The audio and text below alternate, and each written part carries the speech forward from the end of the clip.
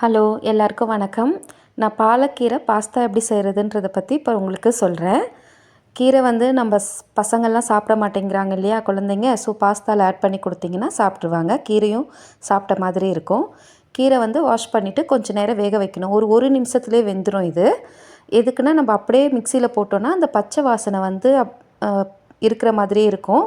Just வேக வச்சுட்டு ஒரு ஒரு ஒரு நிமிஷம் 2 நிமிஷம் வேக வச்சுட்டு போட்டோன்னா பச்சை வாசனை இல்லாமல் இருக்கும். அதுக்காக தான் வேக வச்சுக்கோங்க.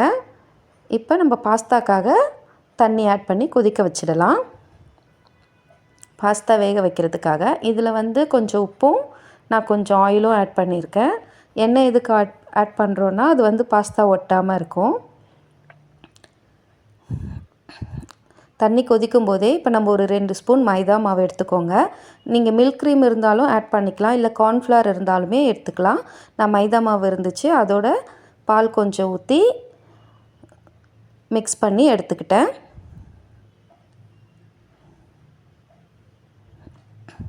இது ஒரு பேஸ்ட் மாதிரி நல்லா மிக்ஸ் பண்ணி எடுத்துக்கலாம். இப்போ தண்ணி கொஞ்சம் காஞ்சதும் நம்ம அதில் பாஸ்தா எடுத்து வச்சுருக்கோம் இல்லையா, பாஸ்தா ஆட் பண்ணிக்கோங்க.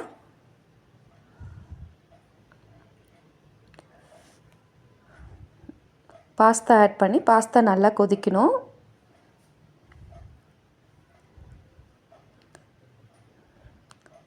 பாஸ்தா நல்லா கொதித்து வெந்ததும் அதை ஆஃப் பண்ணிவிடுங்க.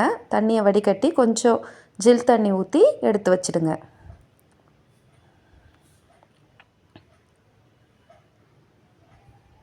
இதில் உப்பு நம்ம ஆட் பண்ணியிருக்கோம். இப்போ நம்ம அந்த வேக வச்ச கீரை இருக்குது இல்லைங்களா, பாலக்கீரை, அது வெந்ததும் பாருங்கள் கொஞ்சம் தான் இருக்குது. ஸோ அதை ஆட் பண்ணி ஒரு 4 முந்திரி பருப்பு போட்டுக்கோங்க ஒரு டேஸ்ட்டுக்காக.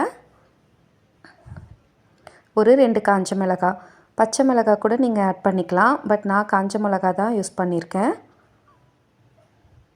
இதை பேஸ்ட் பண்ணிக்கோங்க. இப்போ ஒரு கடாயில் நெய் இல்லைன்னா பட்டர் ஆட் பண்ணிக்கோங்க. நான் பட்டர் இருந்துச்சு ஆட் பண்ணேன், இல்லைன்னா நீங்கள் நெய் இருந்தால் கூட ஆட் பண்ணிக்கோங்க. பூண்டு வந்து நம்ம குட்டி குட்டியாக நறுக்கி வச்சுருக்கோம், அந்த பூண்டை ஆட் பண்ணிக்கலாம். நம்ம பூண்டு ஆட் பண்ணி பூண்டு வந்து ஓரளவுக்கு வதங்கணும். வெங்காயம்லாம் இதுக்கு தேவையில்லைங்க, ஜஸ்ட்டு பூண்டு போட்டால் போதும். குட்டி குட்டியாக கட் பண்ணி பூண்டு ஆட் பண்ணிவிட்டு இப்போ நம்ம பேஸ்ட் பண்ணி வச்சுருக்கோம் இல்லையா, பாலக்கீரை, முந்திரி பருப்பு, காஞ்ச மிளகாய், இதை வந்து நீங்கள் ஆட் பண்ணி வதக்கிக்கோங்க. ஆல்ரெடி கீரை வெந்ததுனால ஜஸ்ட் வதக்கினா போதும். இதோட பேஸ்ட் பண்ணி வச்சுருக்க அந்த மைதா மாவும் மில்க்குமும் ஆட் பண்ணிக்கலாம். நீங்கள் ஃப்ரெஷ் க்ரீம் இருந்தாலும் ஆட் பண்ணிக்கலாம்.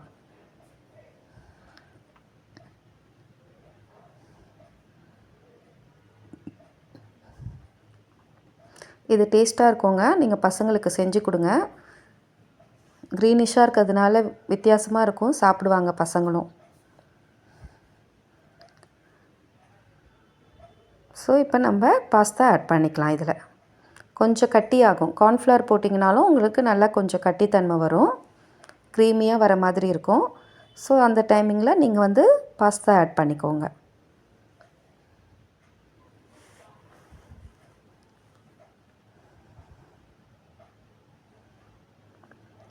பாஸ்தா வந்து கொஞ்சம் ஜில் தண்ணியை விட்டு வடிகட்டி எடுத்து வச்சுக்கோங்க. அந்த பாஸ்தாவையும் ஆட் பண்ணிக்கோங்க.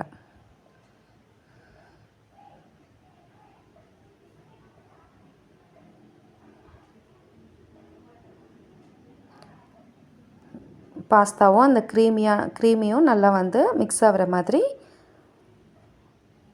கிளறி விட்டுருங்க. அவ்வளோதாங்க. கடைசியாக கொஞ்சம் பெப்பர் ஆட் பண்ணிக்கோங்க மேலே. உப்பு வந்து இந்த ஸ்டேஜில் வந்து உங்களுக்கு பாருங்கள், உப்பு ஏற்கனவே தண்ணியில் கொதிக்க வச்சுருக்கோம் இல்லையா, பாஸ்தா வேக வைக்கும் போதே உப்பு ஆட் பண்ணியிருக்கோம். இப்போவும் கொஞ்சம் உப்பு வேணுன்னா ஆட் பண்ணிக்கோங்க. நான் பெப்பர் கொஞ்சம் போட்டுட்டு உப்பு கொஞ்சம் போட்டு கிளறி விட்டாச்சு. பாஸ்தா வந்து ரெடி ஆகிடுச்சு. பாலக்கீரை பாஸ்தா ரெடி. ஸோ இதுக்கு மேலே சீஸ் இருந்துச்சுன்னா நீங்கள் கொஞ்சம் துருவி போட்டுக்கலாம். சீஸ் போட்டிங்கன்னா இன்னும் நல்லாயிருக்கும், க்ரீமியாக இருக்கும். ஸோ சீஸ் வந்து துருவி போட்டுருங்க.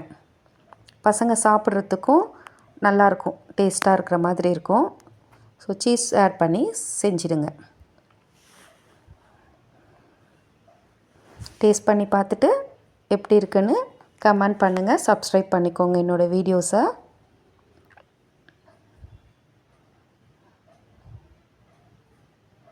அவ்வளோதாங்க, பாலக்கீரை பாஸ்தா ரெடி ஆகிடுச்சு.